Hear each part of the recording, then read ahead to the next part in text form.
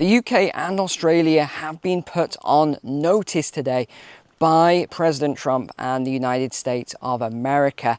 This is all to do with their new 50-year military alliance between the UK and Australia, where the US is pretty upset, to say the least, over the sharing of US secrets. In fact, President Trump is so upset about it that the US Department of Defense has launched a major investigation into this UK-Australian 50-year partnership. Now, it is quite complex, so I'm going to simplify it all for you, but this is all around these nuclear submarines, predominantly, which the UK is going to be providing to Australia. Now, the problem is, all of the technology behind these nuclear submarines, this is the propulsion, the weapon systems, the nuclear aspect, this is technology that was developed by the United States. So Keir Starmer, of course, is saying, well, we didn't really think it was a problem.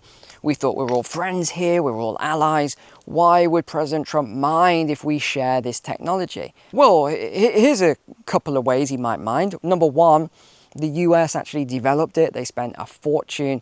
Some of their best scientists developed this technology. They invested trillions of dollars into all of this technology. So it's not quite as simple as just saying, oh yeah, well, we as the UK, because we got given it by the US, we're going to share it with our ally Australia to strengthen our position. Doesn't really work like that, Keir Starmer. Let's just throw that out there right away. Now, there's a lot more to this story, because President Trump has sort of explained that the reason he's not happy about this arrangement is not just around the alliance with UK and Australia. He doesn't really mind that. He thinks that's probably a good thing, I would guess. But the problem is actually that it weakens the US position, because remember, they're trying to put some pressure at the moment on the Australian government to sort of declare their stance around China and Taiwan. So they want to know, what will they do when, and I use the word when, not if, when China actually takes back the island of Taiwan. And of course, Australia has always said, we're not going to even get into that, we're not going to talk about that. And personally, I think that's quite smart, that's quite strategic for them not to talk about it, or not to make any sort of a declaration around that, because why would you do that in China's backyard, in that region? The US military, the US Naval Command is a long way from Australia. So they would bear the brunt of China if that all did kick off and Australia's made that declaration. So this was called the Geelong Treaty, by the way. It was only declared a few days ago on the 26th of July. And this was Keir Starmer's big project militarily. And he said this is going to create a huge amount of money for UK defence industry. So again, this is kind of upset the US as well, because in fact, let me read out the details. So this is 2020s to the 2030s. The US is selling these Virginia class subs directly to Australia. So the UK isn't involved as a middleman. But late 2030s to early 2040s, this is where the UK is starting to build, because they've got the technology now that's been shared with them, these nuclear subs for the UK fleet. This was part of a deal done with the US. But the problem is that the US didn't account for the UK sharing these subs with Australia. So that's now what they have agreed to do. But again, I don't know how the contract was written between the US and the UK, but someone should have checked the small print there, because the UK didn't think it was a problem to then get these subs from the US and then share them with Australia. But then this is where it really gets a little more complex and a little more difficult. And that is that by 2040, the Australian Navy is going to be Australia is going to be building these subs themselves. So they're going to be building them themselves with all of the US technology, which they haven't paid the US for. So they haven't paid for this technology. So this is why the US under President Trump has actually put them on notice now today. The other big news that came out today was around these tariffs. Most of them just didn't make a deal, in effect. So I'm not going to read them all out because it's absolutely huge. It goes on forever. But as of the 7th of August, so there's a 1 week or 6 days extension now just to finalize these last few deals that are going through. But it's pretty strict, I would say, these new tariffs. It's actually, okay, it's 67 countries officially, plus the EU. So there's 3 categories basically. There's the high impact category, that's up to 35, that's over 35% here. Canada, 35%. Now, do you know what's quite funny about Canada? We talked about this one before. That was Mark Carney. Do you remember? He ran on this big thing as Canada Prime Minister. If you elect me, I will destroy Donald Trump and put an end to this trade war, and we will win the trade war. Whoa, it's getting slippy here. Let's turn around. I even remember him saying he's going to give Donald Trump a taste of his own medicine with this trade war. Yeah, how did that work out? Not very well at all, because it's obvious who's now won this trade war. The United States has won the trade war, clearly. So they've now enacted this 35% tariff on Canada. Mark Carney is furious. He says it's unfair. Okay, well, there you go. So it always makes me laugh when these politicians run and say, we're going to do this, we're going to do that. And then what actually happens is none of those things. And yet the people voted for them, and then they don't actually do what they said they were going to do. So but Canada's basically, it doesn't look as though, sorry for my Canadian viewers watching, but it doesn't look as though it is going to be very positive for you with this trade war. But the 3 countries that have been hit the hardest by this, no surprise at all, Syria, Laos and Myanmar. 40% tariffs on these countries, and this is basically because they just said we're not even going to come to the negotiating table on these tariffs. They basically just said we don't care. In effect, we're not going to get into it. We're not going to start, negotiating on trade. And to be honest, I doubt they do that much trade with the US anyway. These are not sort of big, powerful GDP nations in effect. Next, then, you had the mid-range. So these are your 15% to 35% tariffs. This was interesting. So this was the European Union, the EU. We've been talking about this for weeks here on the channel, about how Ursula had tried every trick in the book and she was, again, similar to Mark Carney. They were all so confident. Remember, all of these big, powerful world leaders got together. They all met up in the boardroom to talk about how they would overcome the US and, overcome Donald Trump's tariffs and all this other stuff. Well, it's almost crazy. It's almost unbelievable to think that all these most powerful leaders in the world have been no match for President Trump. It's kind of just mind-blowing to think that, because even Ursula said that she was not going to give any concessions, she was going to destroy and all this other stuff. And yet, what did they agree? A 15% tariff. That is what has now happened for the EU. And everyone's celebrating this 15% tariff. And of course, now they're all saying, Ursula, wow, incredible. She negotiated this fantastic deal. Really? She negotiated a fantastic deal. What fantastic deal? A 15% tariff. What is it? 20 odd percent? I think it's 25% tariff on steel. In fact, no, it's a 30% tariff on steel. That's right. A 30% tariff on steel. And they're all celebrating her. I don't know if you saw the press conference, but I thought it was so cringe, where Trump is just sat there saying all this stuff, and she's just sat there not really saying anything, just looking awkwardly at the camera. And he's talking about green energy and the windmills. It's all a big scam, and it's a huge scam, and they're just making all this money and taking everyone's money, and he's going on and on about it. And then she's just sat there awkwardly, didn't say a word, just smiled and shook his hand. It was so cringe. Now, I've got a quick question for you before we continue on with the rest of the stream here, and I need my beautiful assistant to help me here. Okay, you've been asking where Kristen is. She is back. She is here today. Kristen, I got a question. For you. Okay. What if you could create new streams of income in the next 30 days without a huge investment or years of trial and error? Would you be interested in that, Kristen? Yeah, I think so. You would? Yeah. Yeah, me too. Because as we know, most people earn one paycheck. They don't have multiple streams of income, which means they're only one emergency away from having a financial crisis. Oh dear. Do you know how many people I've helped with this conundrum? Thousands? Correct.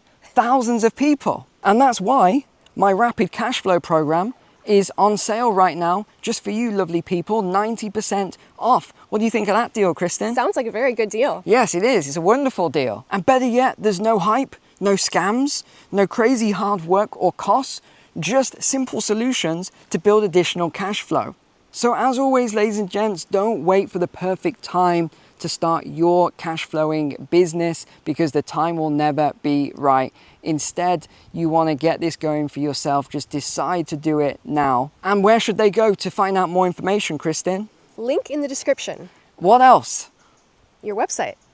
No, the No. pinned comment. Oh, the pinned comment. There you go. So everybody now knows. All right, guys, nice to see you. I'm going to continue walking on the beach. So there was a couple of other nations that didn't want to really negotiate. One was South Africa. So they've been hit with a 30% tariff. Switzerland has been hit with a 39% tariff as well. So they also said they weren't going to negotiate on all of the tariffs with them. Taiwan, Vietnam, India are in the 20 to 25% range.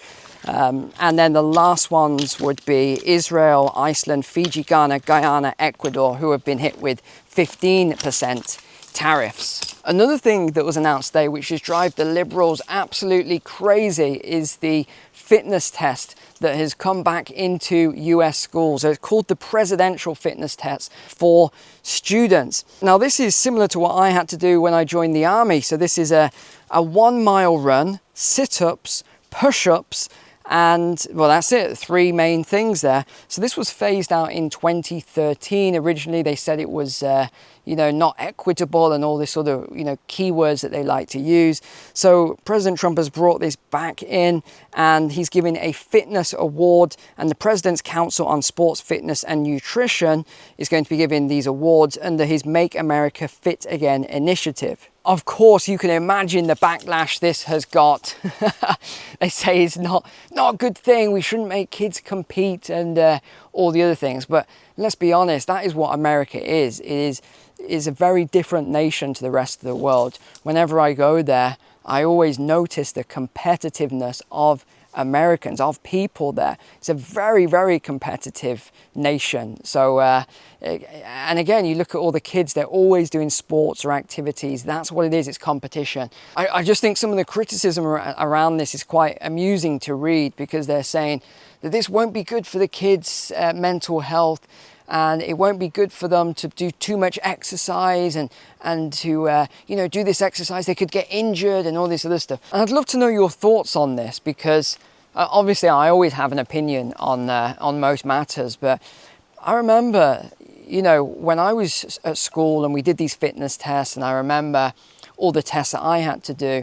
Yeah, it was a little bit stressful, but sometimes some stress is good for you because it really stretches you. And I really think that joining the army for me when I did, because look, I didn't have any other prospects, so that's the only thing I could do. And it was very stressful indeed. But I really feel that stress built me into the person I am today, because it taught me persistence and discipline and resilience and competitiveness and all the other things, and to go above and beyond. That's some of the things I really got from it. So all these measures that they keep bringing in now to try and make, and I think it's making kids weaker and weaker and weaker. You only have to look at the mental health problems we're seeing now. It is sky high. What is the cause of that? That is what I would ask you. Is it a fitness test? No, of course not.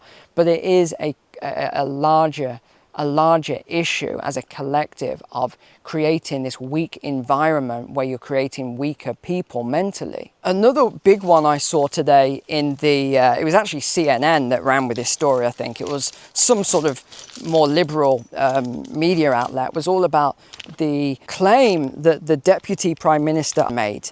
And he said that President Trump should get the Nobel Peace Prize for negotiating a truce, a ceasefire between Thailand and Cambodia so quickly. And it's actually very clever the way he did it. And he basically threatened massive tariffs on both countries if they didn't cease fire. So they in effect did. There was also the other claim that he negotiated a ceasefire between India and Pakistan really quickly. So that's basically why they're saying that. But of course the media has come out and instantly just gone crazy about this. You know, any mention of him getting a Peace Prize or a Nobel Peace Prize or whatever, they have just gone into absolute meltdown. And I thought it was interesting how they've just gone after the deputy PM so hard. Goodness me, absolute trying to discredit them, come up with all sorts of things just so they could, I mean, this is what they do, isn't it though? And then we can't finish a walk and talk without talking about something either weird, crazy, or just very unusual story of the week. So this is the one I just read this morning, which I thought was very amusing to me because it's Trump's $200 million big, beautiful ballroom project. So this is a new renovation that he has put together, and it's going to be a 90,000 square foot ballroom adjacent to the White House's East Wing, and it can accommodate up to 650 guests. So construction begins next month in September, and it's been financed by Trump himself with a group of friends and patriot donors. Again, the sort of very, very left-wing media, these stories today were interesting. Sometimes I think they do themselves more harm than good, really, because I didn't even see this. I didn't see it anywhere until they put out all these articles. There's 3 or 4 articles discrediting it.